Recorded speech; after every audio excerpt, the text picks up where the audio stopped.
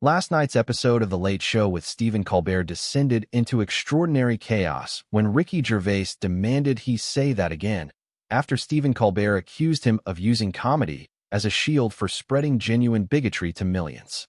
The British comedian didn't just defend his work. He exposed Colbert's own history of offensive comedy that CBS had desperately tried to erase from the internet. What started as promotion for Gervais's new HBO special would reveal disturbing truths about how late-night hosts selectively enforce standards they themselves violate. The Ed Sullivan Theater was charged with unusual tension from the moment Gervais arrived. The 62-year-old comedian was there to discuss his latest special examining comedy censorship, a project that had already generated significant controversy for its unapologetic approach to taboo subjects. But Stephen Colbert had prepared something far more aggressive than typical late-night banter. A production assistant later revealed overhearing Colbert tell his writers, "This transphobic British prick thinks consequences don't apply to him. Let's show him they do." The preparation materials included carefully edited clips from Gervais's routines designed to appear maximally offensive without their comedic context. The warm-up comedian had been instructed to prime the audience with jokes about comedians who refuse to evolve and old men who confuse cruelty with cleverness. Therefore, when the cameras rolled at 11:37 that evening, Gervais walked into what was essentially an orchestrated ambush disguised as entertainment. The show opened with Colbert's typical political monologue, but he made several pointed references to comedians who've lost touch with basic human decency and the difference between pushing boundaries and pushing hatred. Gervais waited backstage, apparently playing Candy Crush on his phone with complete indifference to the hostile atmosphere building in the theater. His manager would later describe him as weirdly giddy, like a kid about to reveal he knows where the Christmas presents are hidden.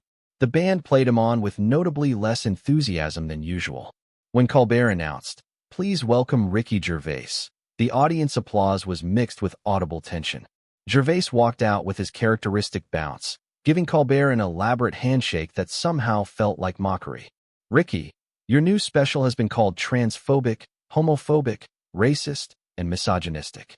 That's quite an achievement. Are you proud of yourself?" Colbert began immediately, not even pretending to welcome him properly. Gervais's grin widened impossibly. "Stephen, lovely to see you too. Still pretending to be progressive while doing homophobic impressions of Trump and Putin? That's commitment to hypocrisy," he said cheerfully. The studio went completely silent. Colbert's face tightened visibly. "Those are political satire," he said quickly. "Oh, political satire. So homophobia is fine if it's about people you don't like. Interesting moral framework you've got there," Gervais replied, settling into his chair like he owned it. The reversal had begun immediately. Colbert tried to regain control. "We're here to discuss your problematic content, not deflect," he said. "Problematic? Your favorite word. Remember when you did that impression of a Chinese diplomat? The one CBS deleted from everywhere. Was that problematic or just racism you've buried?" Gervais asked casually. The audience began murmuring. Several people were already searching for the mentioned clip on their phones. Colbert's confidence was visibly shaking, but Gervais was just warming up to his systematic destruction. "You want to discuss offensive comedy? Let's discuss yours. The gay jokes you did on the Colbert Report that you now pretend never happened. Should I quote them?" he asked, pulling out his phone. "That was a character," Colbert protested desperately. "A character you created and wrote. So you wrote homophobic jokes, but it doesn't count because you were pretending to be someone else? That's not a defense. That's cowardice," Gervais replied. He turned to the audience, his presence commanding the entire theater. "This man has spent 20 years making offensive jokes, but now he's the moral arbiter of comedy. The evolution isn't genuine. It's career preservation. I've grown and learned," Colbert claimed. "Have you? Or have you just learned what's currently profitable to say?" "There's a difference between evolution and opportunism," Gervais observed. But then he revealed something that stunned everyone. "Your former writer contacted me, told me about the jokes you wanted to do about trans people, but legal said no. You didn't evolve, Stephen. You were muzzled." "That's a lie," Colbert said, but his voice cracked. "Really? Should I show the emails? Your writer kept receipts because he knew you'd throw him under the bus." "Turns out he was right," Gervais replied. He stood up suddenly. "Say that again," he commanded. "Say I'm lying about your attempted trans jokes. Say it clearly." The challenge hung in the air. Colbert couldn't speak. The power dynamic had completely reversed. The audience was entirely on Gervais's side now. Can't say it because you know legal will confirm it if pressed. You're not progressive, Stephen. You're just scared of consequences, Gervais said. I support all communities, Colbert said weakly. Do you? Then explain your writer's room. Explain the diversity you preach but don't practice. Explain why every decision-maker on your show looks exactly like you, Gervais challenged. The camera operators were visibly uncomfortable. Several audience members were recording despite theater policy. But Gervais delivered another devastating blow. You know what the difference is between us? I make jokes about everyone because I believe in actual equality.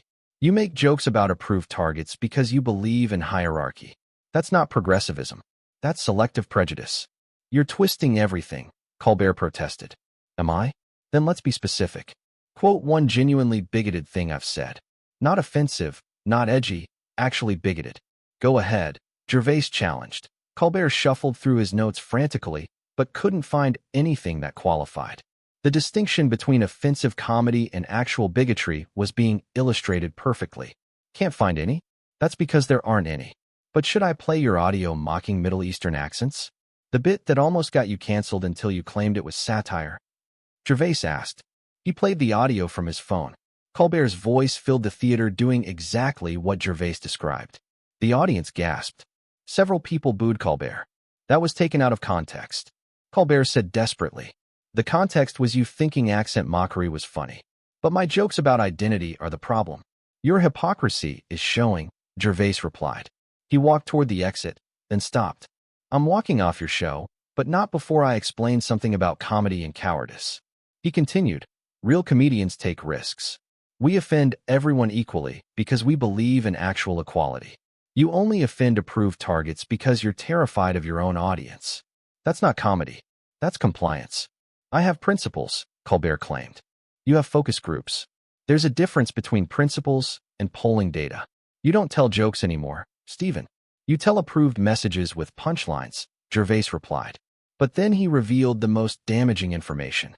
You know what your audience warm-up guy told me? That you review every joke for potential backlash. That you've killed more material than you've aired. That's not evolution. That's fear. I'm responsible with my platform, Colbert said defensively. You're terrified of your platform. You've become so scared of offending that you've forgotten how to be funny. When did you last take an actual comedic risk? Gervais asked. The question hung in the air. Colbert couldn't answer. His entire recent career had been safe, predictable, and approved. The audience could see it clearly now. You want to know why my specials succeed despite controversy? Because people are starved for honesty.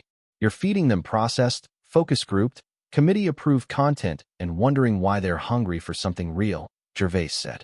He looked directly at the camera. To everyone watching, remember this. The people policing comedy are usually the ones with the most to hide. The loudest voices demanding censorship often have the worst histories, and those claiming moral superiority are usually morally compromised. This will destroy your American career, Colbert threatened. Gervais laughed so hard, he actually had to steady himself on a chair. My career? Netflix just offered me $60 million for 2 specials. HBO wants 3 more. Your threats are as empty as your comedy, he said. But then he delivered the philosophical killing blow. You know what your real problem is, Stephen? You've confused being liked with being funny. You've chosen applause over laughter. You've become a cheerleader when you used to be a comedian. I'm still a comedian, Colbert insisted. No, you're a progressive preacher who sometimes tells jokes. There's a difference between comedy and confirmation bias with punchlines. You provide the latter, Gervais replied. As he reached the exit, he turned back one final time. Oh, and Stephen, your audience isn't laughing with you anymore. They're clapping for you. There's a difference. Think about that. He walked off to thunderous applause. The entire audience stood, many cheering. Colbert sat alone at his desk, completely destroyed. The band didn't even play him off. We'll be right back, Colbert mumbled, but his voice was broken. Within seconds, #Gervais destroys Colbert was trending globally. The clips went viral instantly across every platform. The audio of Colbert's deleted offensive content resurfaced everywhere. Former Late Show writers began confirming Gervais's claims. Stories emerged about killed jokes, focus group testing, and Colbert's paranoid fear of cancellation. The evidence was overwhelming. Colbert attempted damage control the next night. Last night's guest chose confrontation over conversation. I won't dignify his attacks with a response, he said. But the audience response was hostile. Comments flooded in calling him a hypocrite. His ratings plummeted immediately. The careful image he'd constructed was shattered. Gervais released a brilliant statement. I went on to discuss comedy. Stephen wanted to discuss morality, so we discussed his. He didn't enjoy seeing his own reflection. Most hypocrites don't. The statement went viral for its simplicity and devastation. It sparked massive discussions about comedy, censorship, and selective moral outrage. CBS put The Late Show on temporary hiatus for retooling, but everyone knew it was damage control. Colbert's credibility as a moral voice was destroyed. Meanwhile, Gervais's special broke all streaming records. His destruction of Colbert became legendary in comedy circles. Comics studied it as a masterclass in exposing hypocrisy. The incident became known as the Gervais Revelation, showing that moral authorities in comedy often had the most immoral histories. Universities taught it as a case study in selective outrage. But the deeper impact was on late-night television itself. Gervais had exposed how it had become propaganda disguised as entertainment, sermons disguised as comedy, and compliance disguised as progressivism. Colbert never fully recovered. His show continued, but with diminished influence. He'd become what he'd once mocked, a toothless entertainer afraid of his own shadow. Years later, comedians would still reference pulling a Gervais, meaning to expose a critic's hypocrisy with their own history. It became the ultimate defensive move in comedy.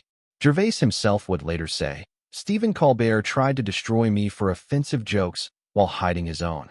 That's like an arsonist becoming a fire inspector. The irony was delicious, and irony is all he had left. The empty theater Gervais walked out of became symbolic. It represented the hollow nature of performative progressivism in entertainment, the void where genuine comedy once lived, and Stephen Colbert, who'd built a career on claiming moral superiority, exposed as morally bankrupt. The comedian who had played a character pretending to be conservative was revealed as a character pretending to be progressive in the end. Say that again became more than a challenge. It became a moment when false moral authority met genuine comedic courage. When someone who policed others' comedy was forced to confront their own. The audience that night witnessed something extraordinary. A comedian destroying a late-night host not with prepared jokes, but with simple truth. Gervais had shown that the best defense against accusations of offensive comedy was exposing the offensive reality of the accuser. The man who'd been invited on to be scolded had instead done the scolding. The guest who was supposed to apologize had made the host sorry he'd ever brought him on. And Ricky Gervais, walking off into the New York night, had left behind a revelation. Those who demand comedy evolve have usually just evolved into cowards.